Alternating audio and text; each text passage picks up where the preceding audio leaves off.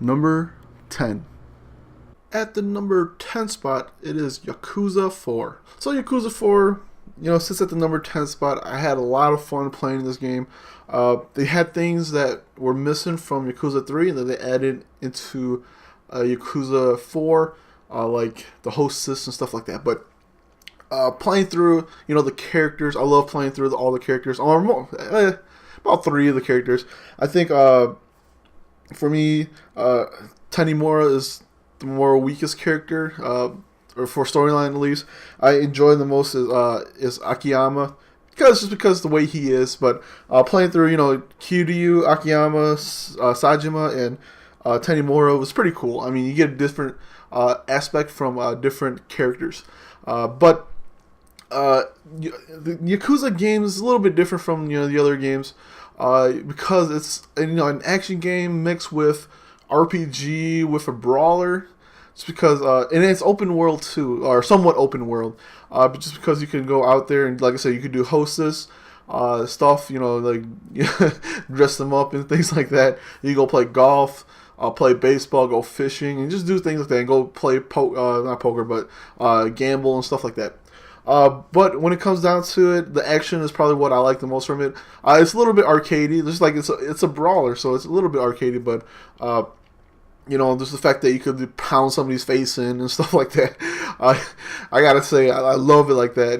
Mostly when Kiryu, double stomps a dude's face. He jumps up and stomps a dude's face. But anyways, Yakuza 4 is the number 10 game that I enjoyed from last generation.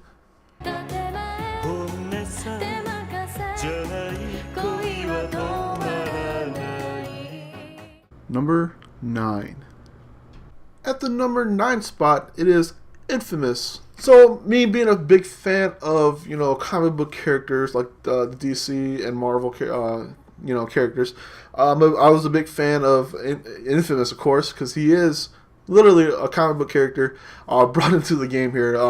New IP and all that, so that was pretty cool. And then, coming from, the coolest aspect of Infamous was the fact that he could kind of climb around, parkour around buildings, climb, buildings and all that.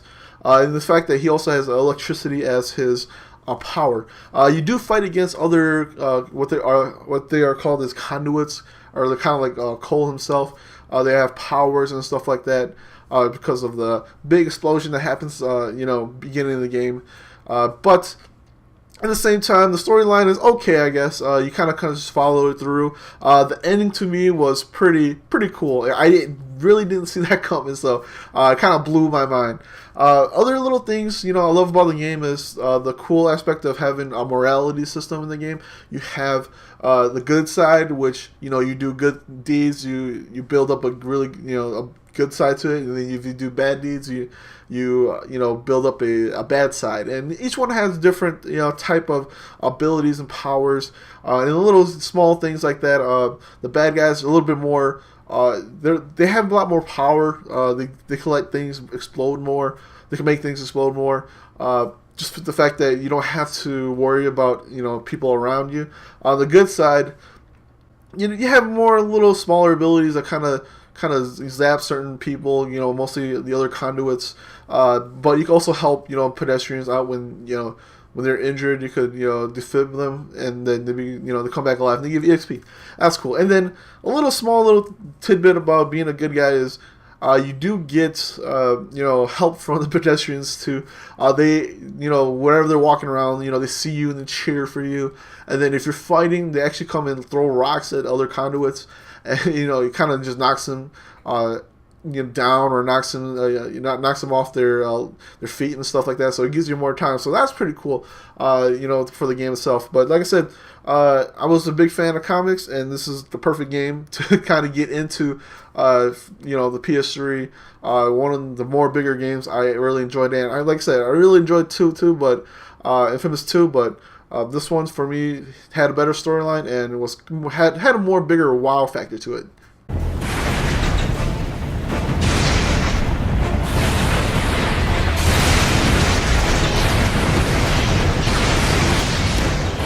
Number 8. At the number 8 spot, it is Batman Arkham Asylum. So like I said, me being a big fan of, the comic book characters, one of them is, of course, Batman. I remember playing a lot of those old Batman games from the SNES days, like Batman Forever, and then mostly Batman Forever. And I was happy that Rocksteady actually made a really good, superhero game, mostly a Batman game. I mean, before that we had, like I said, Batman Forever. You have Aquaman and, Superman 64 were probably some of the worst games you could find ever. But it was pretty cool, seeing the Dark Knight doing his thing, using the shadows to take out people, smoke bombs, having his own, utility belt, with all these, equipment. That's pretty cool. And being able to take down people, left and right with just your hand-to-hand combat using the free form fighting. That was pretty cool. The story itself was okay, I guess. It wasn't that great, but being stuck in Arkham was pretty cool. With Joker, planning all this charade and stuff like that just to get, Batman into Arkham Asylum. So, he could battle it out with, other Batman villains. So that was the coolest aspect of it. And then you also have the Metroidvania type of feel where you go out and you get through these places, and then as you get more equipment, as you get more equipment and they kind of level up as you go, you could kind of come back and find new spots for collectibles and just things like that. And that's pretty cool. And then also being able to just go out there and, like I said, be Batman himself. That was the coolest point, where Rocksteady nailed it. I just like the fact that you could go out there and just use, the shadows to your advantage, and then, come down and just do a takedown on enemies. And, of course, you have to, they kind of put those scenarios into the game. Batman, of course, isn't Superman, where you could take a lot of hits from bullets, so you kind of have to use the shadows to your advantage. There's a few boss fights that were pretty cool. And, the ending itself was so. But overall, the game for me was just, awesome game. To me, this is, it goes Arkham City. It literally just goes 1, 2, 3. Fortunately, I haven't finished Origins. Maybe once I get that done, I could change how I like it. But for me, Arkham Asylum is the best, Arkham game. What's he doing? Stay where you are. Get a flashlight. Get a light on him. Number 7. At the number 7 spot, it is Bioshock. I really enjoyed playing Bioshock. I really just liked the world that the main character's in. Rapture itself. It's underwater, living in your own society, and when you get down there, you're like, oh, that's pretty cool. Hopefully I can get to go to those places. And sometimes, in some places you do get to go to, but just seeing, what it is made of, and you get down there and everything is, gone to hell, and, you see the splicers and stuff like that, which are pretty freaky at times, mostly when you first get down there. And there's a scene where this lady is crying next to the to a stroller, and you kill her, and then you look in there. It's just like a doll or something. But like I said, the world itself is pretty creepy because everything is run down, everything is dark. You have noises going off everywhere, and you're like, oh my gosh, what is that? You have flickering lights, dark areas, and then you have splicers themselves. So the world is pretty cool. The gameplay itself is pretty fair. You have your just first-person shooter. You got your plasmids, which are just like magic. Using fire and electricity and things like that. But then you also have your guns. You have your handgun, a shotgun, a machine gun, and like a rocket launcher and stuff like that. So normal stuff. But at the same time, you could also explore Rapture itself, picking up collectibles or not radios, but recorders, and you get to listen to what the people are talking about during that time. And then, like I said, you get to explore picking up items, picking up, money, also picking up ammo and stuff like that to kind of, buy health packs and bullets and stuff like that. So that's the coolest part, is just exploring Rapture itself, and then also the background to that. But I won't spoil anything for people who haven't played it yet. But anyways, that is the number 7 for my list.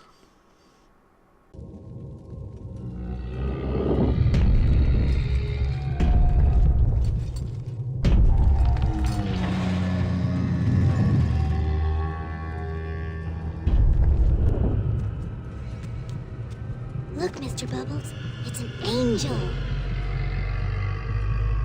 I can see light coming from his belly. Wait a minute, he's still breathing. It's all right. I know he'll be an angel soon. Number 6.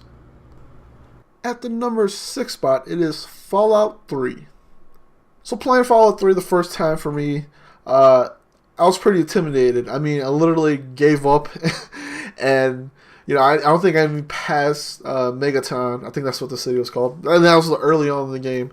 And then I sold the game, and then I kind of regrouped. I'm like, oh, maybe I'll I'll give it another shot. So 6, I want to say about maybe 6 months down the line, I rebought the game again, and then instead of just I watched a little bit of gameplay from other people, and and I'm like, oh, maybe I should play kind of like that, where you kind of just go out there and you kind of just explore the area, which is DC, I think I remember, if I remember right, and then you just kind of explore the area and just explore, and then you'll find quests and stuff like that. So Fallout 3 is an RPG mixed with first-person shooter, but at the same time you're looking at it's really just a pen and paper type of deal, where if I shoot you in your head, you won't die. It's a headshot, but it won't kill you,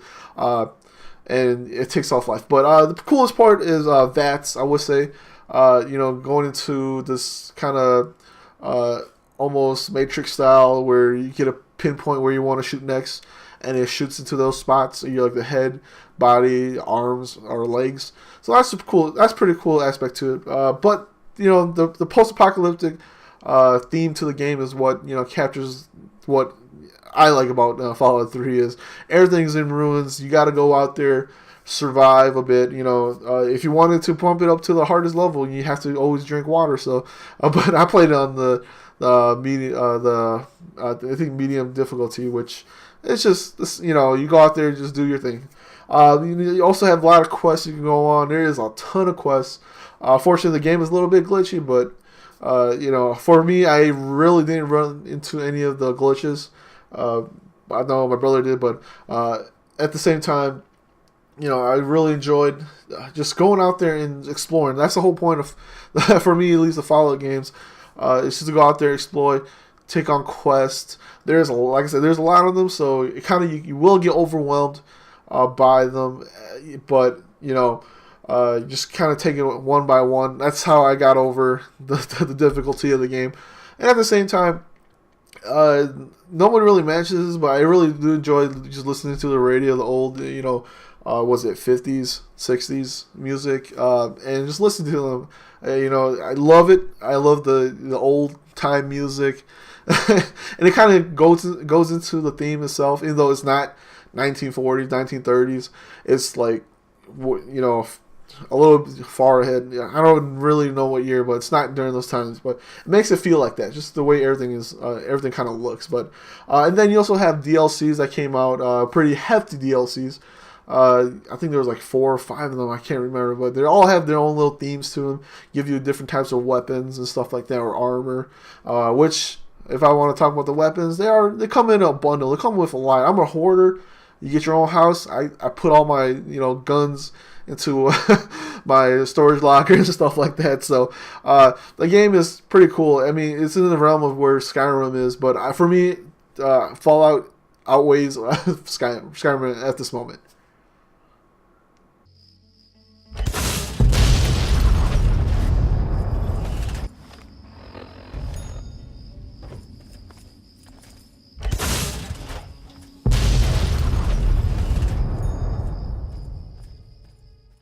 Number 5. At the number 5 spot, it is Borderlands. Had so much fun playing Borderlands back when it first came out. The fact that you could do co-op with, couch co-op or online co-op if you wanted to. I remember playing with my brother and we just had fun playing it. Collecting weapons and, collecting all this stuff. And we're just, storing them all away. That's what we did. But the fact that Borderlands kind of mixes, two at that time, and maybe still at this time, two of my favorite genres are first-person shooters, and mostly the RPG elements to that. You get to level up, you get EXP by killing, mobs. You get, you collect weapons to make your guys stronger. You get stats bonus, this and that. When you level up, you get skill points.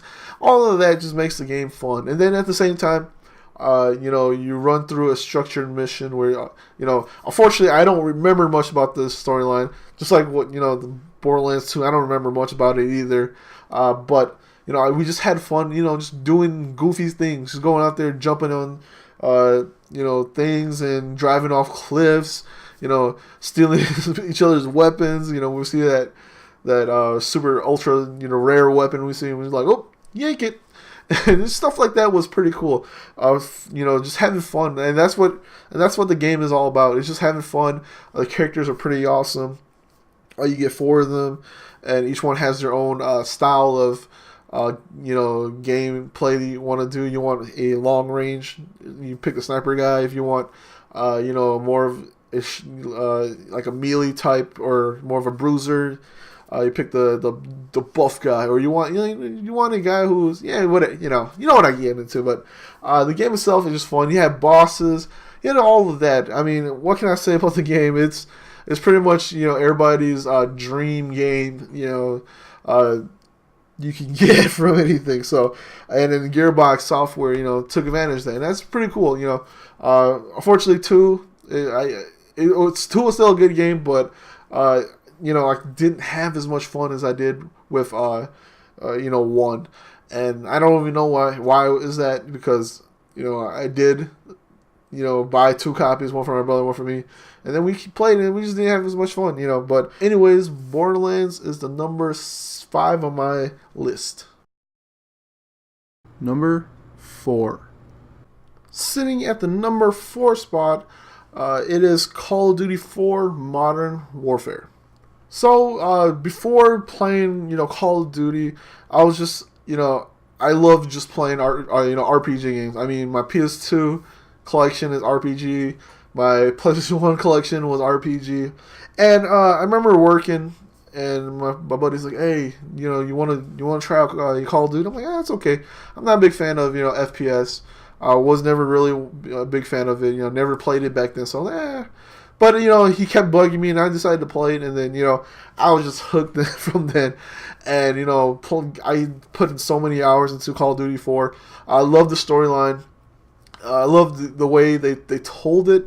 And, there is probably just one scene that I remember the most was, everybody talks about the cool scene where, the nuke blows up and you're caught into it. I thought that was a pretty cool scene. But what I like the most is actually when you're crawling around, in your ghillie suits. That part of the game itself was, to me, was my favorite part of Call of Duty 4 story mode. But anyways, we spent more of my time in I spent more of my time in the multiplayer, which it got really it got to the point where when my internet connection goes off, I get all itchy and I'm like, oh, I need to play. I got the Call of Duty. I need to play Call of Duty. That's how far I got to. So just playing. I mean, the game itself is accessible. You get in, just like, even Call of Duties now, you get in and out pretty quick. I remember, like, if I wanted to play a quick game before work, I would do it, or play a few games before I go to bed. The accessibility to get into, the game itself is, like I said, it's really easy. A noob like me, when I played during the game, I didn't even know how to play. I was like, oh, how do you shoot? How do you do this? And then, once you get into, and then hopefully, this kind of flows into Titanfall. just accessibility to even like the earlier players, and that's the whole point of what made Call of Duty 4 awesome. And it kind of just goes as you keep playing, but unfortunately, you kind of get bored of it playing. With Modern Warfare 2, then Black Ops, and blah, blah, blah, go on. But like I said, this is really my first, FPS that I really, really enjoyed. I mean, I did play one or two before that. I'm like, it's okay. And this is just one of the games that really sparked the FPS inside of me. So, number 3. Number 3 is DC Universe Online. Me being a big fan of MMOs, I played a lot. I mean, I'm always trying to find the perfect MMO for me to play. It's been a long time since Final Fantasy 11. That's the game I played for many and many and many of years. And then I moved on to different MMOs and never really caught on. But when DC Universe came out, I was in the beta.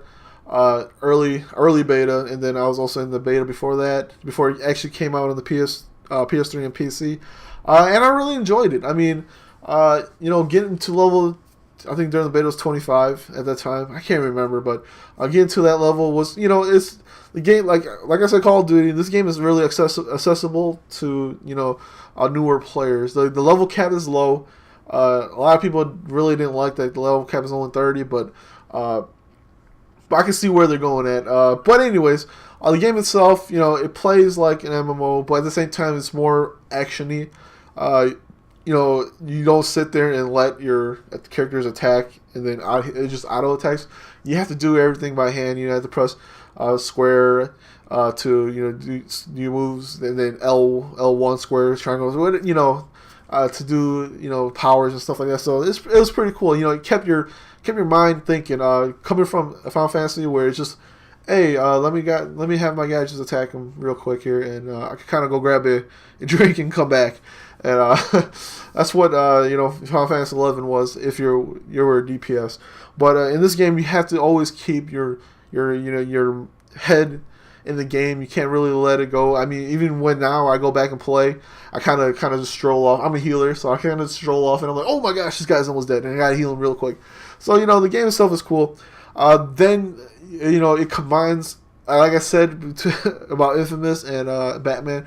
My love for the DC heroes and the Marvel and just the comic book scene. It's pretty cool. You put in there, you get to go make your own character. Fight alongside Green Lantern, Superman, Batman, Wonder Woman, and that's pretty cool. And then you also be on the villain side, teaming up with Lex, Bizarro, whoever you wanted to be, whoever you could team up with. So that's pretty cool. And then I could talk about this all day, but then you get to the end game stuff, collecting cool armors, and wearing them, showing them, hey, I got this cool armor because I put my time into it. This is probably the second MMO that I put most of my time into. As of right now, I'm trying to get back into it, but we do have another game that I kind of want to talk to about, but I won't talk in here. But anyways, at the number 3 spot, it is DC Universe Online.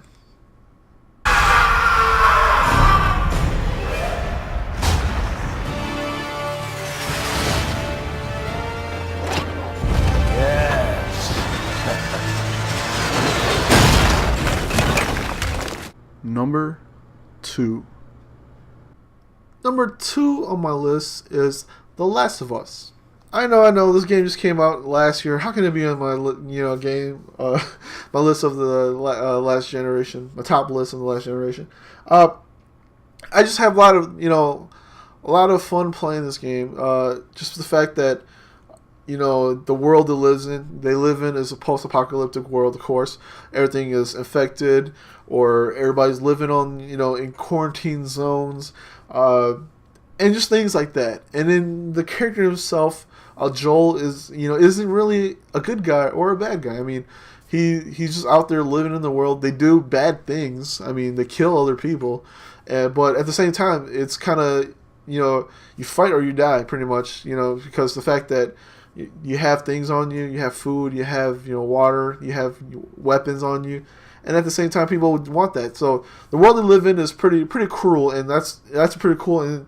And Naughty Dog did a great way of showing that into the game. The fact that you have to fight against humans and zombies, or I shouldn't say zombies, I should say the infected, which is pretty cool. Affected are more, these things are called clickers, and they kind of focus on more on hearing, where you kind of have to avoid, throw bottles across the room so you can get them to trail that way, so you could kind of just walk off, or if you wanted to, you could just fight them straight on. But I wouldn't do that because it's a one-hit kill if they get to you. So and that's a cool thing. It's these infected come and bite you, and it's not just like, oh my gosh, he bit me. It's actually, if he bites you, and it's pretty much over if he gets its mouth on you. So and then you also have the humans you have to fight against, which is pretty. You kind of do a different way. You kind of have to lure them around. Take them out one by one.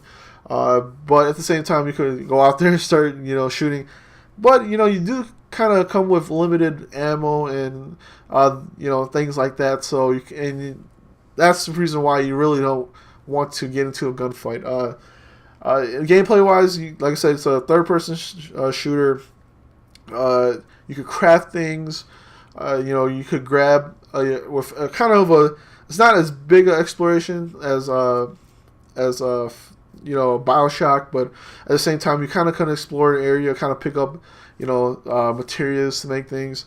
The storyline is great. The beginning part, it is really just that tear came out of me. I'm like, oh my gosh, you guys have to do that right from the start already. And then as the game goes on and you meet Ellie, and then you kind of just see their bond between the two characters, Joel and Ellie, as they kind of go across country to get to where they're supposed to get to. And then at the end, it's an abrupt ending, but it leaves you thinking of what's going to happen next. And hopefully we do see a Last of Us 2, maybe not with the same characters. I do kind of want to see with the same characters, but at the same time, they just do what they do best, and Naughty Dog knows what they are doing. What are you doing? It's all right. Come here. Hey, hurry up. Come on. Hey there. So fucking cool. Aw, where's it off to? Here, come on, let's go. Number 1. Alright, at the number 1 of my top 15 games from last generation is Ni no Kuni for the PS3. Of course, everybody would have known that my number 1 game from last generation would be Ni no Kuni. I was a big fan of JRPGs. I've been waiting for a game that gets me into the game itself, into the world. Ni no Kuni was that. Just because the fact that one little thing that other RPGs have been missing, at least from the PS3 side, is a game that has an overworld map. I mean, you're looking at when you step out of the first time you step out of it, and it's been a long time since I've played something like that. You kind of step out and you're like, oh my gosh, you actually see that part of the map where I can actually walk to, or I could go over there, in a bit because it's blocked by mountains. I know I could go over there. So, it's just things like that. It's something that you kind of just missed after 6 years. Me being just a more of a console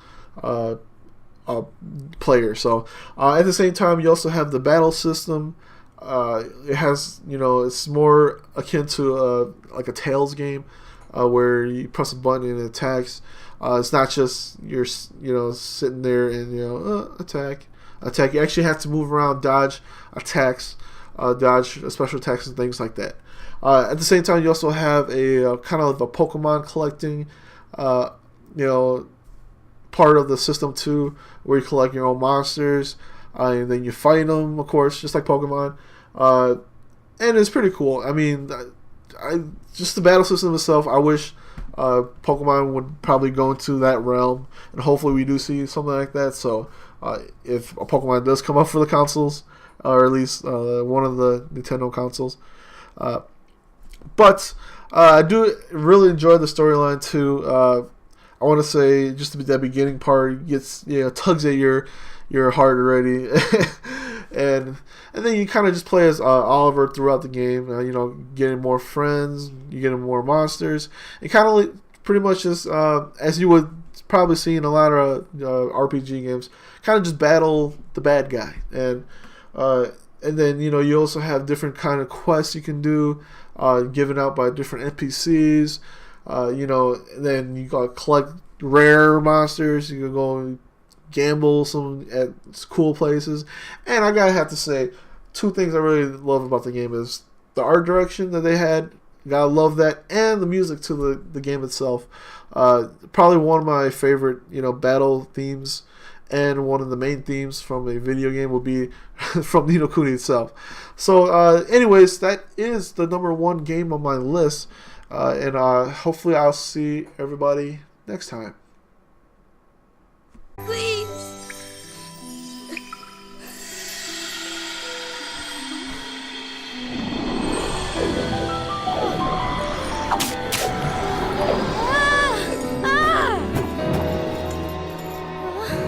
Whoa, what's all this? Curse lifted, is it? Tiny! I'm free!